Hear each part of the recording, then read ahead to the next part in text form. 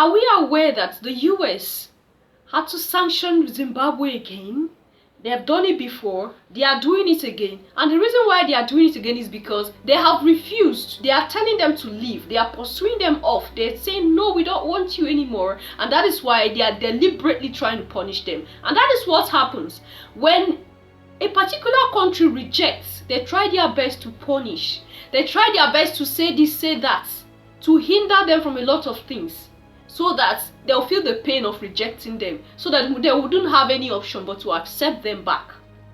Now, I'm going to leave a video here which explains a lot of things, and if you have the patience, it will be worth your time. The United States recently issued new sanctions against Zimbabwe, and I think most people's reaction is going to be, why the hell are we going after Zimbabwe? When you think about the countries the US is punishing with financial and trade sanctions, most people know of Iran or Cuba or Venezuela. But the United States has actually maintained a severe sanctions regime against Zimbabwe for the last 21 years, and it hardly gets mentioned in the media. And the worst part is, these sanctions were essentially put in place because Zimbabweans took back their own land from European settlers. Here's what you need to know.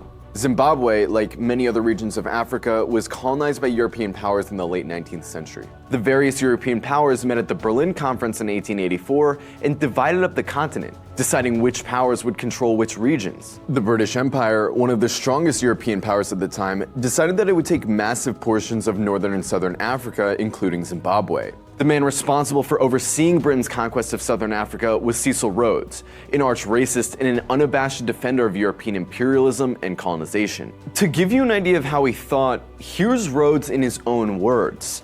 "It is our duty to seize every opportunity of acquiring more territory.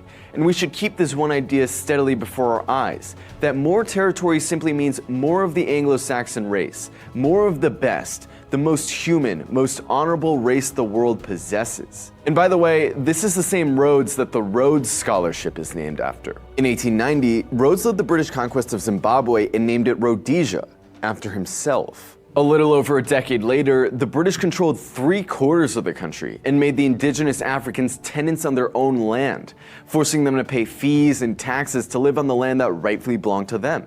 Taking the land and all the valuable resources that came with it made the British settlers incredibly wealthy. On the flip side, having their land taken, black Rhodesians were forced to become wage laborers, working for the white landowners for barely enough to scrape by. The typical white neighborhood in Rhodesia had big luxury houses with big lawns and gardens, while most black people lived in cramped substandard housing.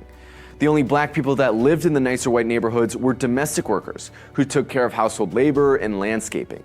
They lived on their white employers' properties. The white monopoly over the land also gave whites a monopoly over the Rhodesian political system, which was dominated by whites despite the fact that the country was overwhelmingly black. To give you an idea of how skewed Rhodesia's political system was, in 1976, Rhodesia's black population was over 6 million, while the white population was only 250,000. Despite this, of the 6 million black people in Rhodesia, only 9,000 had the right to vote. This allowed white voters to elect 50 members of Rhodesia's parliament, whereas black voters only elected 16.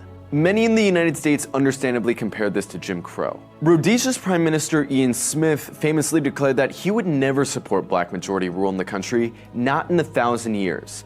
The government was so committed to white minority rule that it would go on to draft every white man under the age of 38 into the military to fight a bloody war against black liberation fighters instead of making concessions to them. However, no amount of conscription can change the reality that this country did not, nor did it ever, belong to white people. They had merely occupied it. Recognizing that a white-led government in southern Africa would never last, in 1979, the Rhodesian government pressured the black freedom fighters into an agreement called the Lancaster House Agreement in an attempt to salvage some semblance of white power. The Lancaster House Agreement reserved parliamentary seats for whites, and instead of simply returning the stolen land back to its rightful owners, set up a market-based system called willing buyer, willing seller, where the government of the newly named Zimbabwe would have to buy their own land back from the white farmers using foreign currency. The value of the land would be determined by foreign real estate companies owned by these very same white farmers. Zimbabwe's newly elected president, Robert Mugabe, who had become a preeminent leader in the liberation struggle,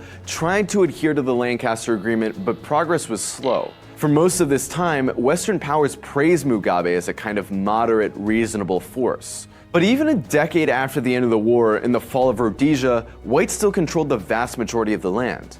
In 1998, it was estimated that 95% of the economy was owned by white people or foreign investors. Many veterans of the Liberation War were getting tired of waiting.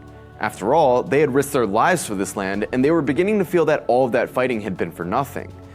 The war veterans started occupying the white farms on their own accord, and Mugabe then gave the veterans the government's backing. In direct response to this policy, the US Congress passed its first set of sanctions against Zimbabwe, freezing Zimbabwe's credit. For the next 21 years, the US, EU, and Canada would go on to repeatedly punish Zimbabwe for what amounts to taking back its own land. The latest round of sanctions is just a continuation of this neocolonial history. After a 2-week trip in Zimbabwe, the UN Special Rapporteur on Sanctions wrote a report calling on the various countries sanctioning Zimbabwe to lift these measures because of the devastating effect they had on the country. The report describes a country unable to develop because the financial sanctions against it prevent it from accessing credit and trading on the international market.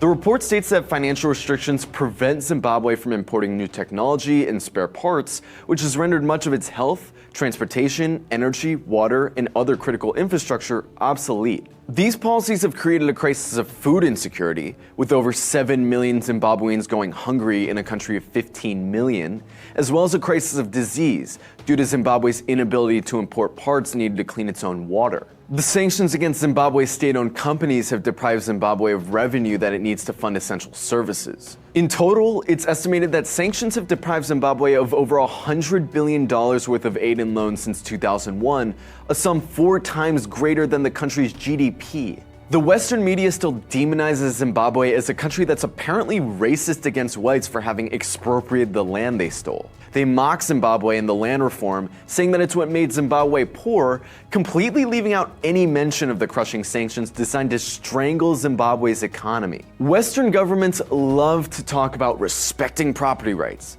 But what about when a whole ownership structure is premised on racism, theft, and colonialism? It's obvious that the real right is African people's right to reclaim ownership over what was always theirs. So let's be clear, this is not about human rights or corruption. Never has been. Whether it's the Berlin Conference, sanctions against Zimbabwe, the war on Libya, or AFRICOM's expansion, it's always been about punishing any African country that defies Western powers. Now let's go back into that statement which says that. It says, it is our duty to seize every opportunity of acquiring more territory.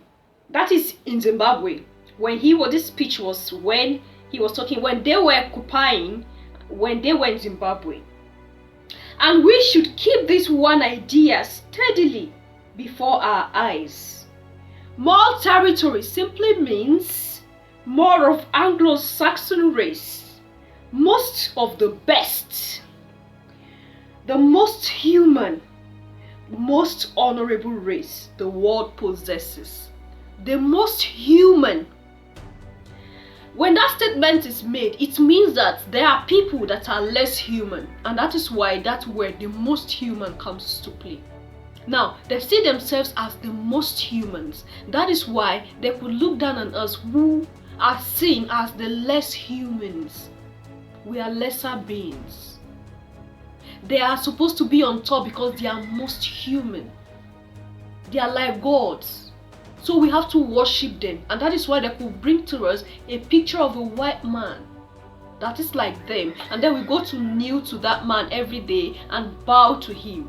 This is the significance of what they have done to us, because they look at themselves as those that are most humans and we are less humans. So we should always be below, while they should be on top. So the moment we tell them no, it shows that we're trying to rebel, and they're going to deal with us and push us back to the floor where we belong. This is the meaning. I don't know how you see this. And it's quite painful that a lot of persons, a lot of us Africans will still be there saying there's nothing wrong with this statement. Yes, we have people like that still in this age and time. This is glaring. For you to use that word, the most human, that shows there is a lesser one and we are the lesser ones. And that is why they could manipulate us in the extent that sometimes when you look back to things that has happened and is still happening, I don't know if you think, but I do think, I'll ask myself, why are things like this? They see themselves as better ones. They see themselves as the best. And that is why anything that is like them, they say is the good thing. That's why anything that is good, even from history, which is not their type, which does not have their color, they will form it into their color and force it on us to believe it. So we will keep looking at them as the superior beings. Supremacy. They love that so much. And this is what they use in holding us down. And that is why they manipulated the word of God. They manipulated Christianity. They used religion to force us into what they planned. They use religion so well that everything they turned it into their color. Everything they did it into their favor. So that whenever we look at them, we look at God. They forced themselves into the image that God is. And made us believe that God is like them. This is what we are talking about. Because they value themselves more than us. To them, we are just the source of which they get what they want. They use us as house helps. They use us as whatever, the lowest of all. We are the ones that break our backs. Even those of our brothers in the diaspora, just if you hear what they go through to earn a living, if you hear what they had to pass through to earn a living, and there's nothing wrong with it. This is what we tell ourselves, there's nothing wrong with it. After all, it's still better than Africa. If we're in Africa, we'll be struggling, moving on roads that are not good, and the rest of them. Who made Africa to be what it is? And still some of us will be out there saying we are the cause of our problem. There is no doubt. There is no doubt that we are the cause. Our leaders have failed though. Our system has failed though. We have failed ourselves so. But sometimes we should ask ourselves, as a human being, as an African, as a black man, what is that thing that I can do to help Africa move ahead? What is that little thing that I can do to push us forward? What is my contribution as a person in the African continent? Enough of all pointing of fingers. Yes, we all are, everything has failed us, there is no doubt. But that does not give us the liberty to reject our home, to reject our continent, to reject our land and happily run away. And go break our backs and build nations for other people. We are still refusing to understand. We are still refusing to see. And this is the pain that I have. What are your thoughts and opinions? Leave them down in the section and I'll see you in my next one. Until then, love yourself, love others, stay safe. Stay positive. Bye for now.